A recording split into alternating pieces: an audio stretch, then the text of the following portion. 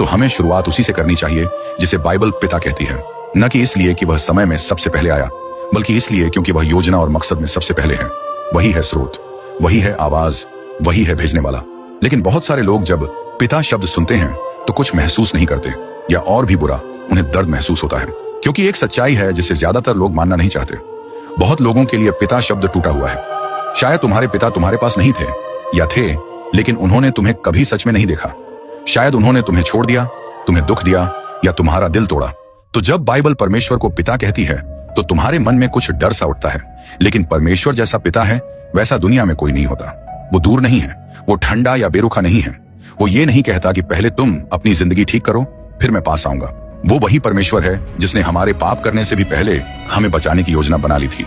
वो वही है जिसने सृष्टि की पूरी योजना बनाते समय यह भी जान लिया था कि हमें वापस लाने में उसे सब कुछ खोना पड़ेगा।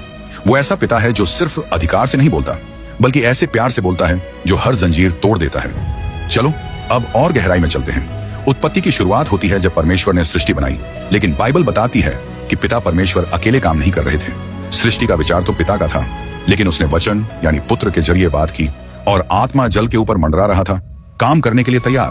यह तीनों का एक साथ किया गया काम था। फिर भी यह सब पिता के दिल से निकला।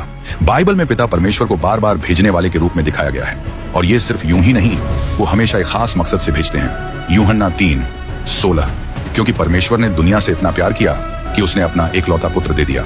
रोमियो 8:3, परमेश्वर ने अपने पुत्र को पापी इंसान के जैसे शरीर में भेजा ताकि वह पाप का बलिदान बने। यूहन्ना 14:26, सांत्वना देने वाला पवित्र आत्मा जिसे पिता मेरे नाम से भेजेगा। हर एक छुटकारे की शुरुआत पिता परमेश्वर से हुई। यीशु का दुनिया में आना पिता ने शुरू किया। पवित्र आत्मा का भेजा जाना पिता ने तय किया। उद्धार का काम पिता की योजना थी। इसका मतलब यह है कि